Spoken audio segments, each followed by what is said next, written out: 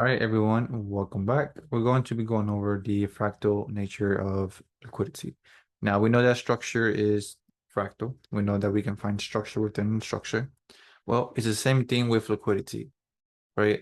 There is liquidity within liquidity, the liquidity on the seconds, the liquidity in the 1 minute, liquidity on the daily, on the monthly. Liquidity is fractal, the same way that structure is fractal, okay?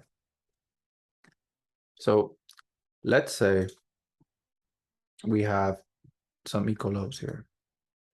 Okay, make that better. Equals. And again, if we don't know these topics or concepts, don't worry, they will be covered down the road. This is just for you to understand the idea, the overall idea of what the fractal nature of the market is. All right. So if we have some equal lows here, and let's say that these equal lows were formed on the 1 hour time frame, for example. Right. So there's equal lows right there. And then just below is a POR. So we have 1 hour equal lows right there. And then price drops. Okay.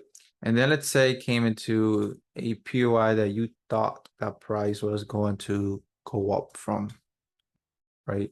So price goes up. But then it retraces. And then it fails to go higher. And then it drops into that, let's say, the last POI, and then it goes. Now, what happens a lot is when price comes to, let's say, a POI, and price reacts from here. Let me change color, right? And you see these small moves, right? You don't really pay attention to that small move, right? Because your main focus was right here on the higher time frame, let's say equal lows. But then price fails to just break this high, and then price drops down to that last POI. And then it goes. Price was building up liquidity towards that point of interest. Now, this liquidity was not clear to you, or you couldn't see it on that 1 hour time frame. This liquidity, let's say it was on the 15-minute, for example. If you would have dropped down to the 15-minute, you would have seen it better. But you didn't pay much attention to it because it was so small. It looked like this, right? It was just small, equal lows, double bottom formation. You were more focused on the 1 hour than the 15-minute. But liquidity is fractal. It gave price a reason to go to that POI. It needs a reason, right? Price is going to build up liquidity before it makes a move. In other words, a manipulation, right? But we ignore these small liquidity pools, let's say, because they look too small on that time frame. That's why we switch time frames. That's why we use multiple time frames. Because liquidity is fractal. It's not just found on only one time frame, right? And yes, of course, there's strategies that use 1, 2, 3 time frames that just use liquidity on that time frame and then wait for them. Yes, but that's them. Here, I want you to understand that it's on every time frame.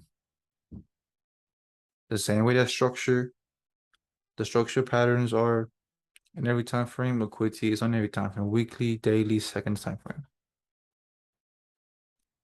All right, let's go over another example. So let's say we have a strong high, right? Then we have this. Then we have this. Retracement, and then this happens, right? Let's say you're expecting price to come into this PI right here. And let's say that right there is your liquidity pool, for example, right? There's liquidity there on that high, let's say. So you're waiting for price to take that out, go into that POI, and then drop lower, right? But you see there's equal highs up here, right? So you ignore that. Then taps into the POI, then it fails, then it goes up higher, takes this out, and let's say it came to a POI here, and then it goes, right? And now you question, what did I do wrong? I mean, obviously there's something missing. Now, of course, you're not going to be right all the time. No one is. And of course, you're not going to always see it. No one will, right? With obviously practice and experience, you will. Anyways, the whole point here is for you to understand that there's liquidity on smaller time frames, not just on that time frame itself. It's the reason why price fails to create a new structure. So this point here fails to create a new low because it wasn't done. Liquidity must be built. It must give price a reason to go higher. It needs a reason. Price always needs a reason. It's going to build it up, then go for it. So if we dissect this, right?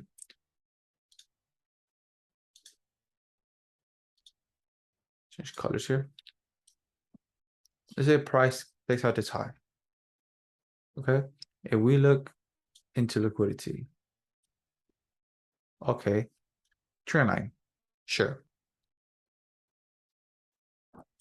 Then let's say it fails, right? It fails to take out that low. It's building up more liquidity.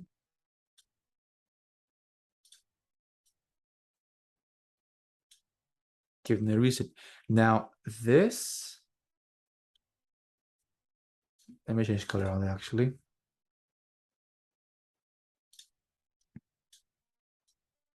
This right here can be two wicks. One wick here, one wick here, considered equal highs on a higher time frame. But on the lower time frame, it looks like this. Right?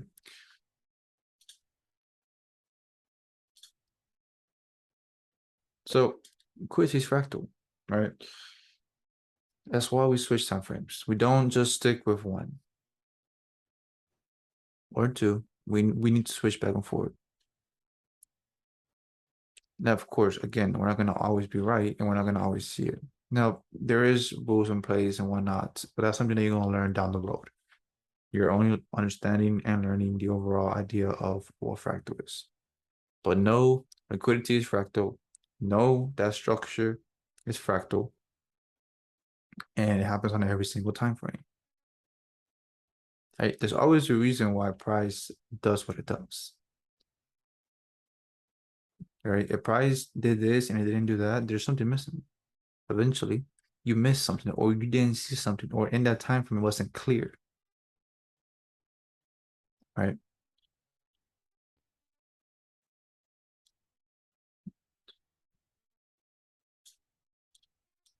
All right. So that's it for now. On to the next one.